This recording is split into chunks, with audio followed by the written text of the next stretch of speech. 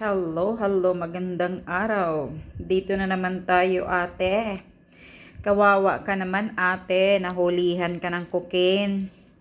Yan po ang talagang mag-iingat kayo. Hindi lang na pira-pira lang isaksak nyo sa utak ninyo, ate. Kailangan kilalanin mo muna kung ano yung mga pagyayaya niya. Siyempre, pinapapunta ka doon sa Utopia.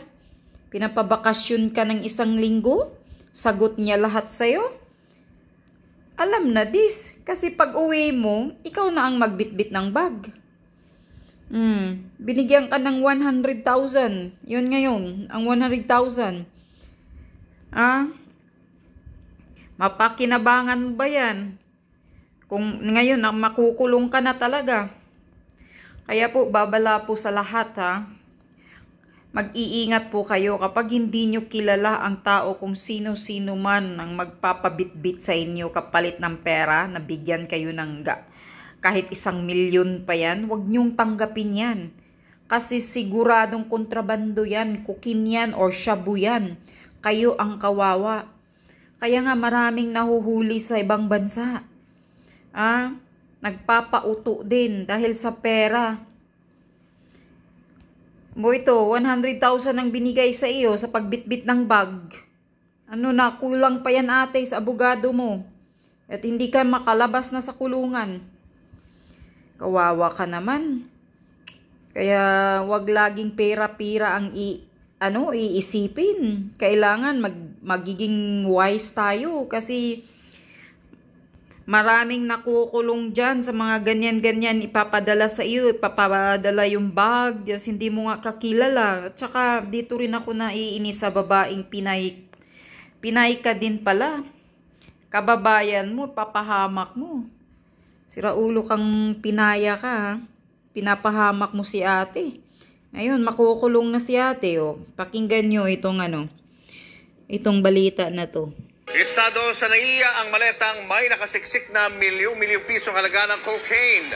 Todo tanggi naman ang inarestong suspect na kanya ang maleta. Posas ang sumalubong sa 49 anyos na babaeng ito. Posas sa airport. Sa NAIA Terminal 3 kagabi.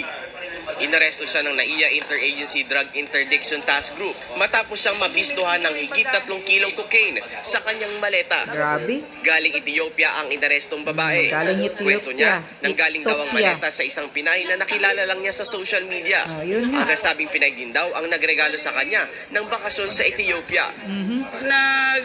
Nag-post.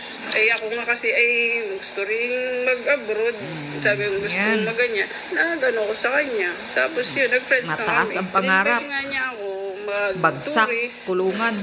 Sa higit 1 linggong bakasyon sa Ethiopia, hindi raw nagpakita sa suspect ang kausap na babae. Pero isang kakilala raw nito ang humarap sa kanya at nagpasabay ng maleta kapalit ng 100,000 piso. Malita na yan. Wala siyang sinabi sa akin. Basta yan. Pagkagaling dito, uwi ko sa bahay. Tapos, na lang kung sinong saan. Siguro nga, nagano din ako sa kikitain. Kasi, alam mo naman, nawalan din ako ng negosyo. Ayan po, paalala sa mga kababayan natin. 13 milyong halaga ng cocaine. Wag ho kayong papayag na mag-uwi ng something na hindi kayo ang bumili. Unless kayo ang bumili, kunwari, inutusan kayo, pabili naman ako ng ganito, tapos iuwi mo. Pero yung yung paabot, naku po, delikado yan. Wag ho kayo, kahit kaibigan nyo, wag ho kayo magtitiwala. Okay lang magpaabot, pero tingnan nyo muna, buksan nyo talaga, busisiin ninyo. Wag yung naka-package na. Kaya nga. Mga kababayan, matuto po tayo dito, kasi posible naman din talagang, kasi pinaabot sa kanya. Dahil ang ginawa sa kanya, nilibre nga siyang bumiyahe. Tapos pinaabot. Yun nga lang.